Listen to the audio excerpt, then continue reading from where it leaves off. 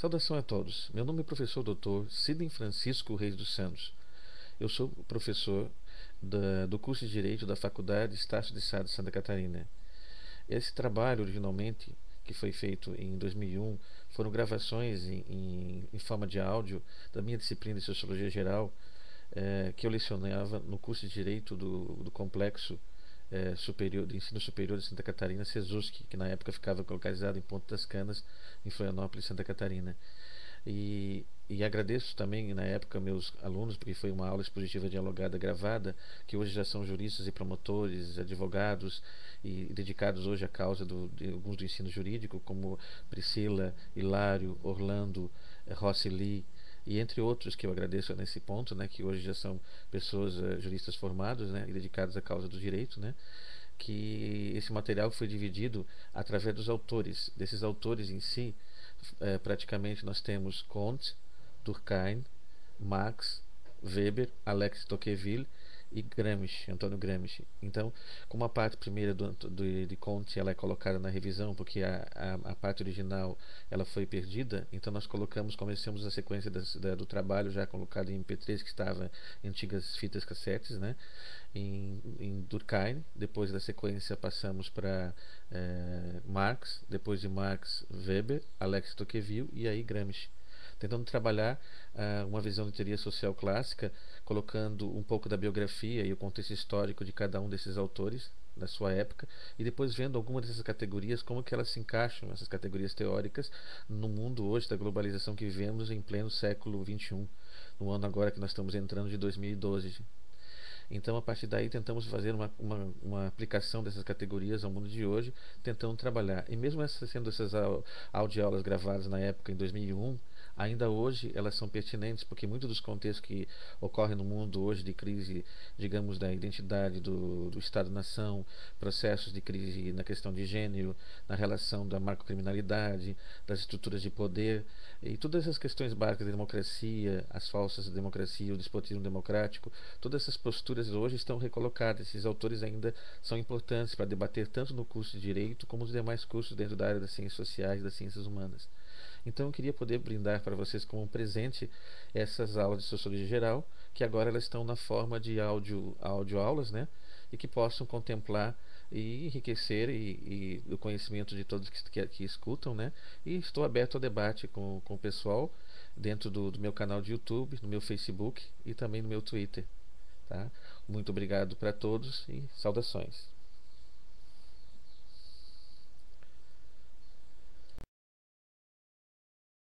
Vocês entenderam os exemplos, anotaram os exemplos ali? Tá, isso tudo claro. Agora, se nós conseguimos fechar o 3, eu posso pegar da mecânica e dar um pulo para isso aqui, que é fundamental para nós, para chegar ao industrial.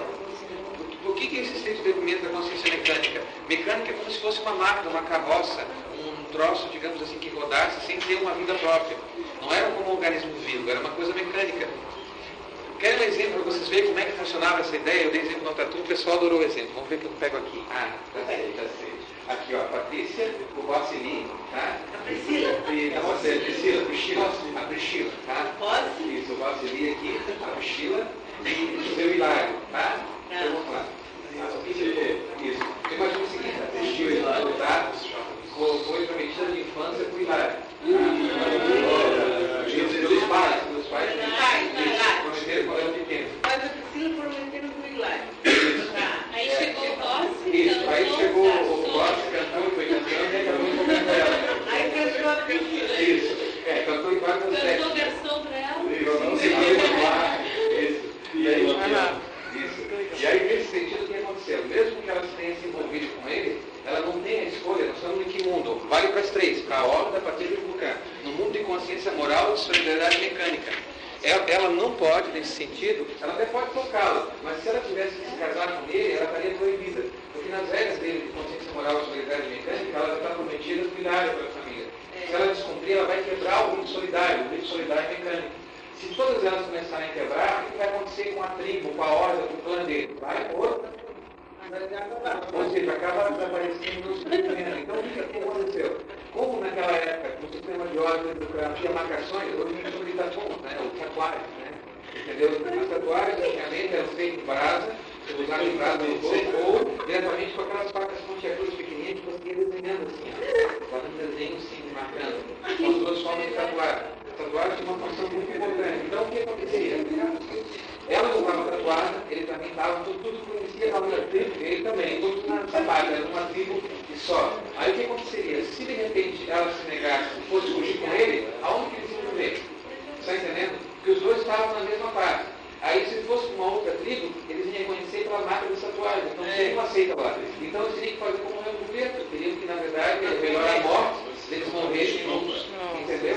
Do que eles seriam o exílio fugir junto. Não tinha opção de fugir junto. Como a gente tem assim, pai, a mãe não quer fugir junto. Entendeu? Não tem mais essa questão de opcionar. Era estrito cumprimento da consciência, já ditei isso, tá? Era estrito cumprimento da consciência de solidariedade mecânica, ele não tinha opção. Quer dizer, a identidade dele, a identidade coletiva, era uma identidade fechada, assim, a identidade cultural deles coletiva era fechada. Eles tinham que cumprir, aquela mesmo gostando dele aqui, e acabar casando com ele com amor. E se um dia ela tivesse pega, digamos, de adultério, claro que ela ia ser morta, né? Mas ela teria que cumprir as regras para não, de alguma forma, quebrar com a solidariedade. Porque qualquer quebra de solidariedade mecânica acaba com a extinção da cultura. Agora, você entende por que o povo de fora aqui, do industrial, quando chega lá e coloca uma cultura diferente, quebra com a solidariedade deles, aquela mania que nós tivemos aqui no mundo das Américas, qual é o discurso, lembra? Para poder acabar com essas tribos. Eles queriam os europeus, os espanhóis e portugueses catequizar os índios. O discurso era, lembra, catequização dos índios. Na época de catequizar, o que eles faziam? Tiravam eles da cultura deles, quebravam a consciência moral de solidariedade mecânica deles e eles acabavam deixando de ser índios, acabavam diminuindo. Por isso que ficou fácil dizimar. Quanto mais você conhece a cultura e quebra a consciência coletiva, mais fácil você dizima esses povos. Nós, hoje, como sociedade, já pensamos diferente. Nós estamos num outro tipo de consciência. É mais difícil acontecer a quebra da nossa civilização. Mas as civilizações que vivem ainda no planeta, e tem muita gente que está no planeta ainda nisso, que vive em horda, tribo e clã, quando você mexe na questão da crença de solidariedade deles, na consciência coletiva, nos costumes, né, o chamado direito constitucionário, você acaba quebrando com toda aquela cultura vai por água abaixo. Quem sobrevive não é mais daquela cultura, entendeu? É criado com outra, pode ser descendente daquela, mas nunca vai retornar àquela outra. Teria que ser criado em outra cultura. É uma forma de você dizimar.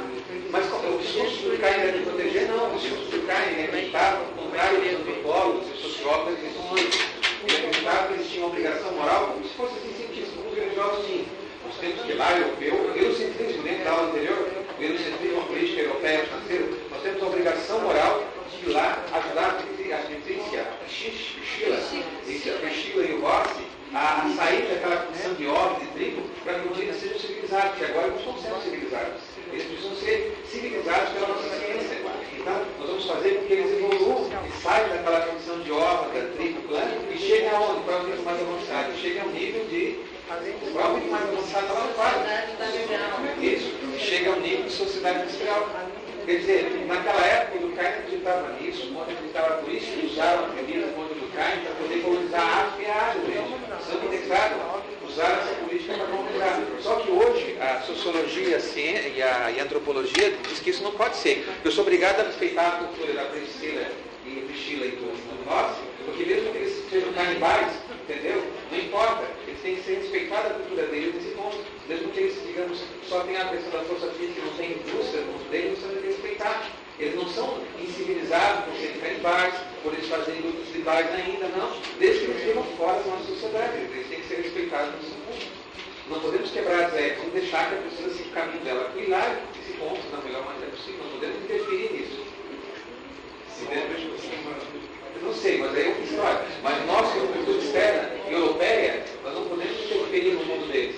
Lembra aquele princípio da Enterprise, né? Quem acompanha Star Trek, na série Star Trek, da clássica, ou depois da Next Generation, a Deep Space Nine, a Voyager, qualquer uma da quarta geração. Ó, pessoal, na Liga Clássica do Spock, que é a primeira geração, né? Nesse ponto, você tem o princípio que é aplicado a todas as gerações na Jornada das Estrelas, que é o princípio da não interferência. Então, quando estão no planeta, eles nunca dizem que estão interferindo. Acabam sempre interferindo, mas eles dizem que nunca vão interferir. Só que o discurso da ciência da época do Durkheim era interferir sim. Eles queriam o princípio da interferência. Por quê? Porque eles são hordas, são civilizados, eles são tribos, são civilizados. Não tem civilização. Eles são clãs, eles são civilizados. Nós temos que fazer com que ele evolui como a Europa evoluiu. Educar falava, a Europa já foi horda. Há muito tempo atrás já fomos horda. A Europa já foi muito tempo atrás uma grande tribo, várias tribos. E já fomos clã. Hoje nós somos o quê? Sociedade industrial. E como a Europa, francesa, nesse ponto nós temos que expandir essa cultura maravilhosa que conhece o mundo. E hoje é o contrário, a gente critica toda essa ideia. Naquele momento era o que era aceito pelo senso científico, pelo senso teórico. Naquele momento. Para expandir, usando isso como parte da política. Como eu falei, ela dá para conectar. Por isso que aqui era solidariedade mecânica. Professor, eu quero ver se eu consigo chegar pelo menos, por favor, tem uns minutos, para mim chegar pelo menos até aqui. Ó. Quero completar essa aula, que a aula que vem é a atualidade, a aplicação disso no dia atual. Divisão social do trabalho. Isso aqui é fácil, gente. Como é que eu vejo divisão social do trabalho? A criação, rapidinho, de especializações. A criação de especializações na indústria. A criação de especializações na indústria. A criação de especializações na indústria. Eu estou falando da divisão, estou aqui no meio, ó, quem está perdido, eu estou falando da divisão social do trabalho, a criação de especializações na indústria. Então só pode haver divisão social do trabalho, professor, quando houver a criação da indústria na sociedade industrial, sim, a partir da Revolução Inglesa. Por que eu não posso falar em divisão do trabalho social na ordem, na tribo, no clã? Porque não existe indústria, gente, é óbvio.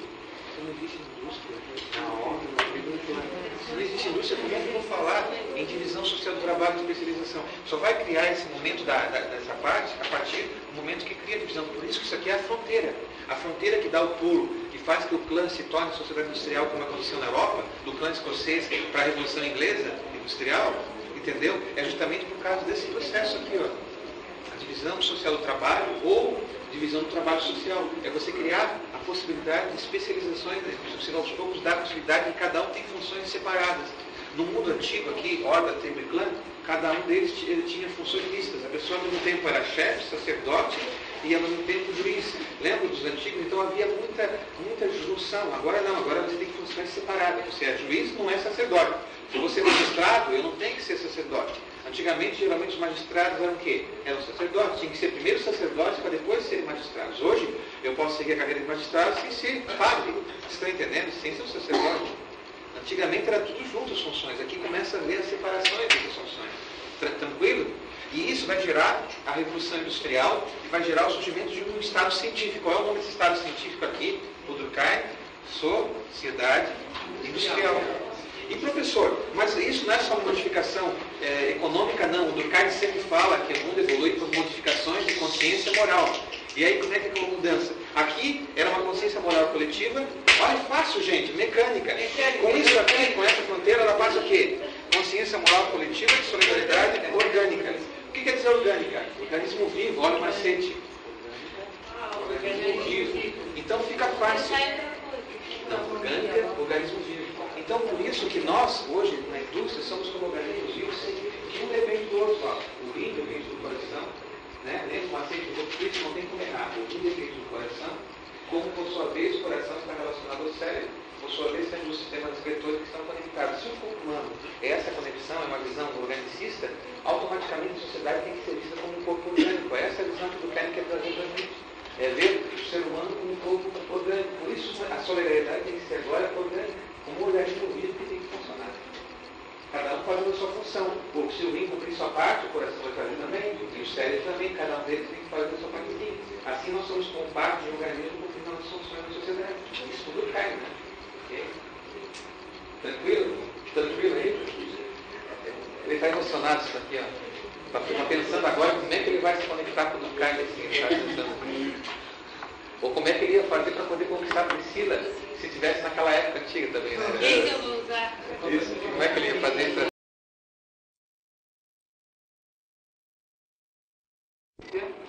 Moral coletiva.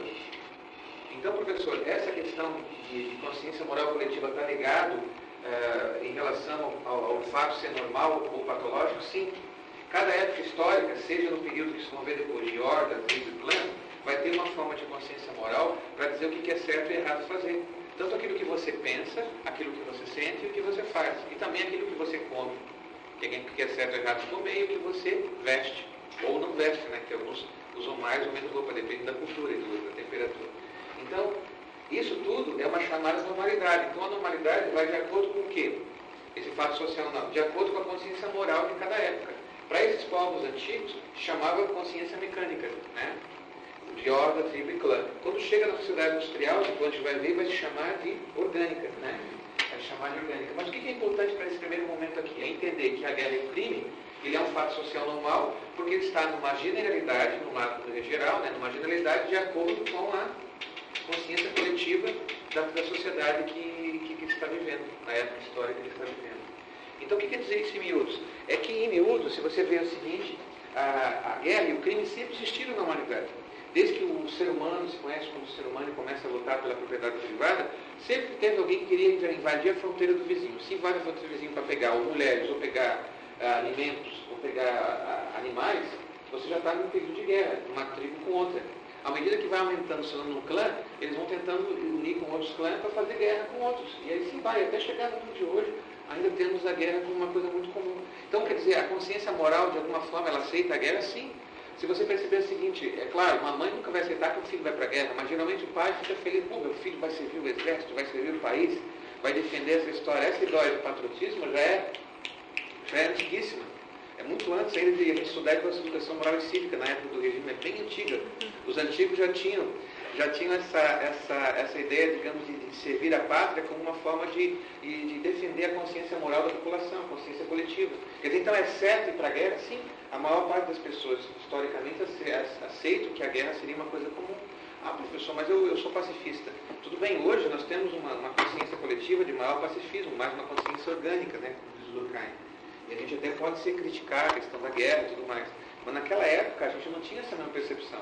A ideia era uma visão de guerra muito pela guerra.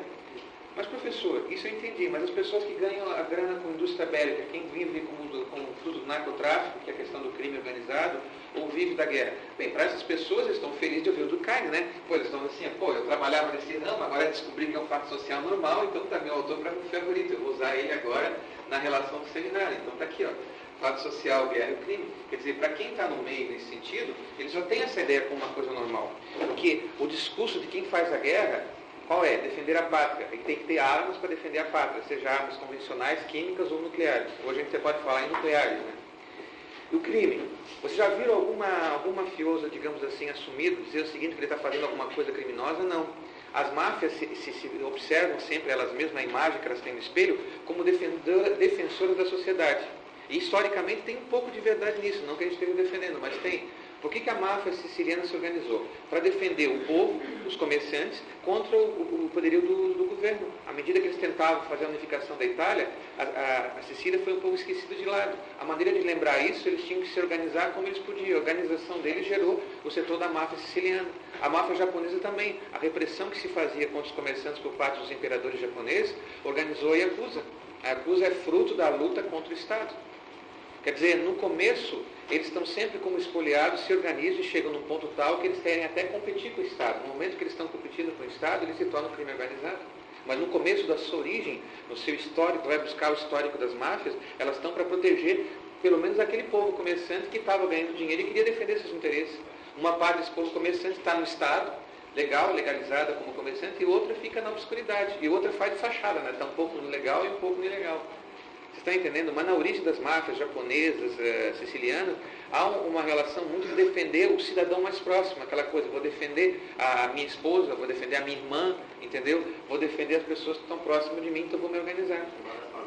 Defender as famílias. Por isso, as máfias são organizadas muito no sistema de clãs. Elas ainda hoje, apesar de toda a chamada modernidade e globalização, elas ainda são muito organizadas no sistema de clãs.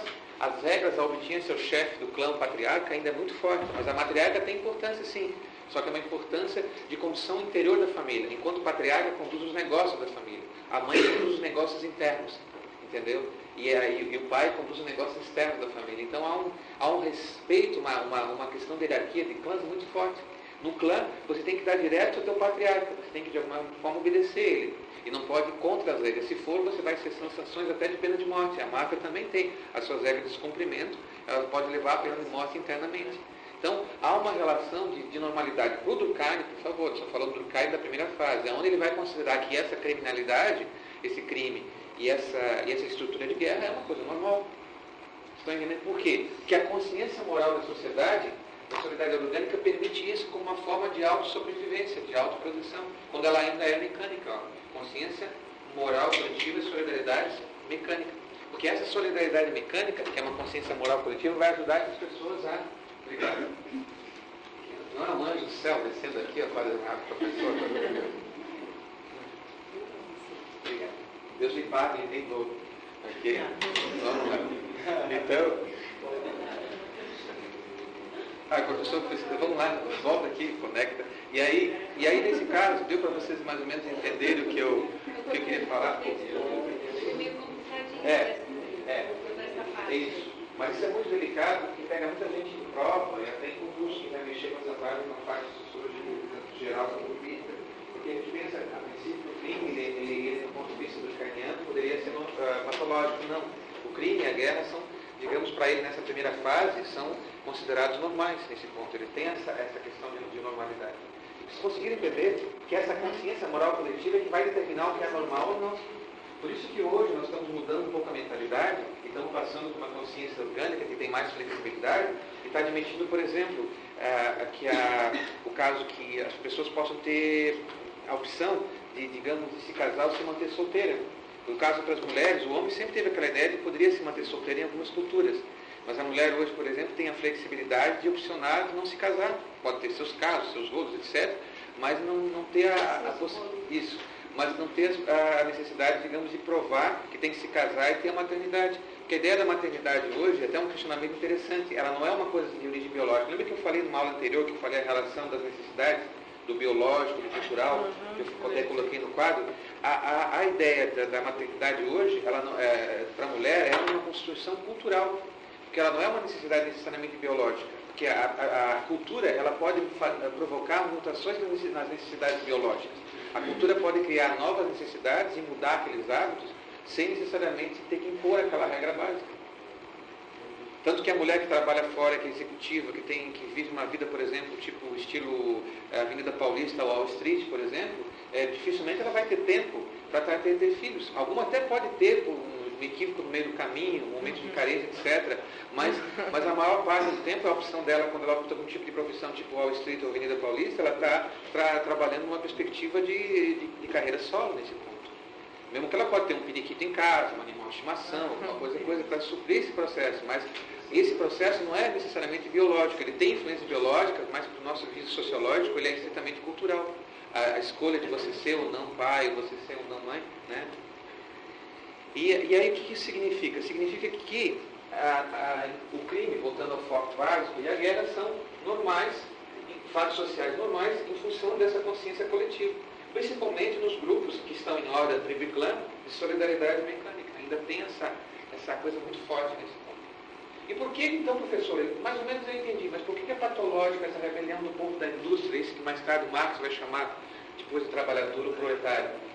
Porque o Durkheim não concebia, na visão dele, digamos, de organismo, como é que, se você chega no mundo que é de sociedade industrial, que é um mundo, digamos, científico, equivalente ao estado positivo do Comte aqui, né? Aquele estado que todo mundo está na ciência e na indústria, como é que nesse nível de sociedade industrial aqui, que já é um mundo positivo, né?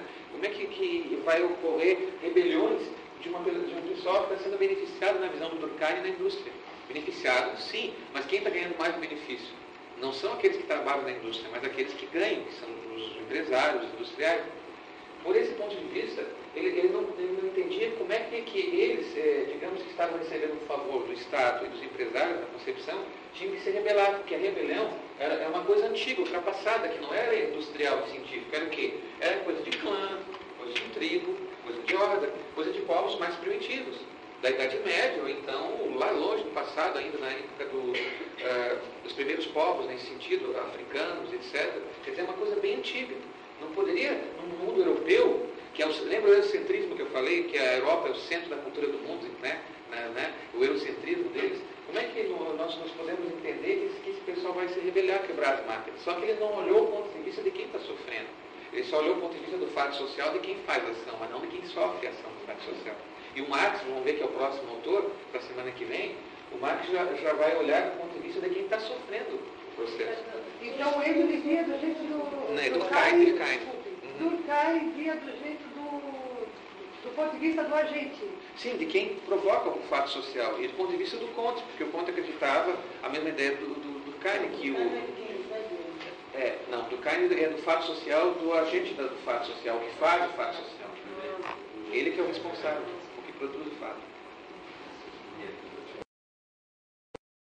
Na atual Nova Zelândia ou Austrália, que ainda não tiveram contrato, porque ele é um lugar enorme na Austrália, tão grande como o outro. Alguns aborígenes da Nova Zelândia ou Austrália.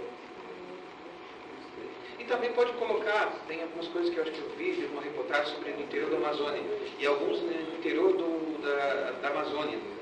Tá? Não só a Amazônia legal brasileira, mas na Amazônia mesmo. Tá? E alguns índios, né? Isso, alguns índios na Amazônia, que não tiveram contato com o sistema nosso civilizado. Okay? Então aqui eu dei 3 exemplos, anotaram de ordem. Então qual é a regra básica da ordem para não se perder? O Canibalismo. Isso, tá? O canibalismo, que é a estrutura básica. E a tribo, o segundo momento, para nós ver. Tudo isso aqui é mecânico, tá? Que é o estrito cumprimento da consciência moral. E o segundo momento da tribo. A tribo é uma organização, coloquem aí, uma organização rapidinho. Tribo, agora o segundo, posso ir para a tribo? E a tribo? A tribo é uma organização social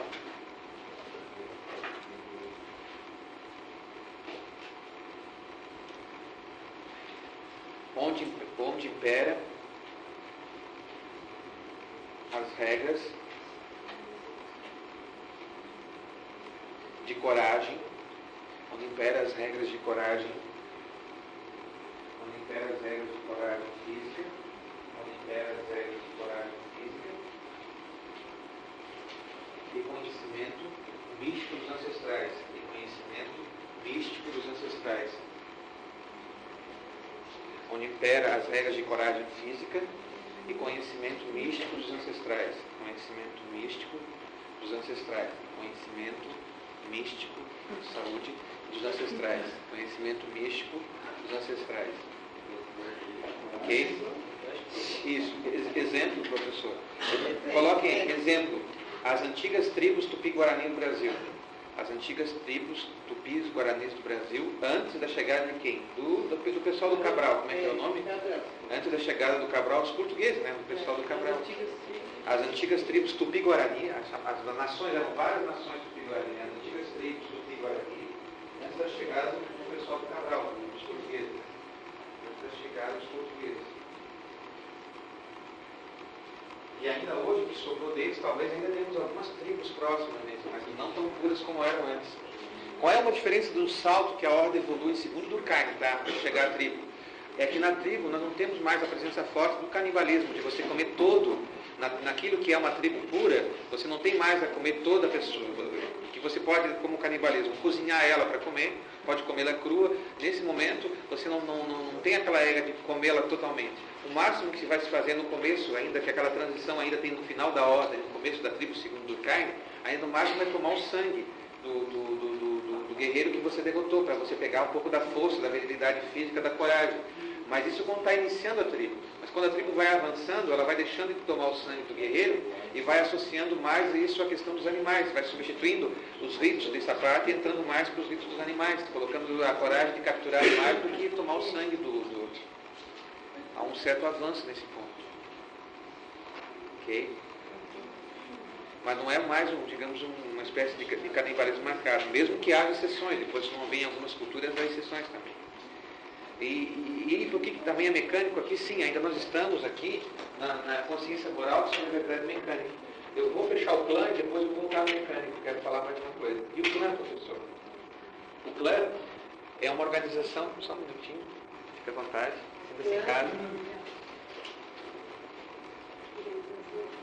Agora o clã, posso ser o clã? O clã é uma organização.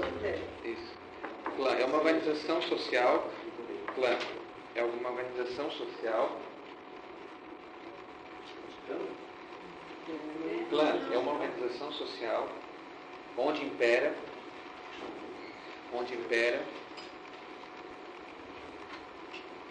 organização social onde impera as regras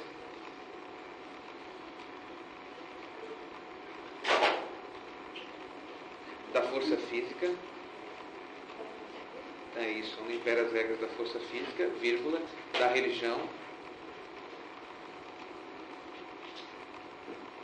da força física, vírgula, da religião, vírgula, e da dominação patriarcal, da dominação patriarcal explícita, tá? Dominação patriarcal explícita. Dominação patriarcal explícita. A dominação patriarcal explícita. O que é essa parte de dominação patriarcal explícita? Associem isso com uma espécie de hierarquia patriarcal. Uma hierarquia entre os homens, né? Quem são os anciões, etc. É uma coisa bem mais marcada nesse ponto. Tá? Esse é o início básico do clã. Depois o clã vai ter várias subdivisões do Durkheim e ele vai seguindo. Mas pelo menos para nós do direito interessa só o geral de cada parte. Depois tem vários subtipos em cada nível de sociedade. Mas então, professor, deixa eu ver se eu entendi. Qual é o exemplo que eu podia de clã? O mais conhecido que viu até aquele filme, quem não viu, pega em acervo na locadora, o Coração Valente. Dê meu lado naquele filme do Mel Gibson, Braveheart, Coração Valente. Ali vocês vão ter uma ideia do clã mais específico, típico, que é o clã escocês. Não, porque hoje o clã no sistema da Escócia funciona como folclore, né? Mas na época do filme, ele funcionava mesmo como um sistema mesmo de organização social.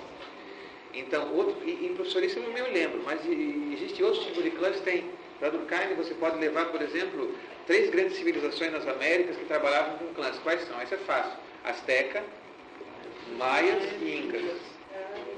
Aztecas, Maias e Incas. Estão notando? Estou bem devagarinho. A história do direito tem um livro sobre isso. É a história. Viu que bom? Estamos ajudando uma visão interdisciplinar. Estamos ajudando uma coisa com a outra. Fico feliz. Eu adoro a interdisciplinaridade. Estou muito feliz aqui. E os maias têm tecnologia.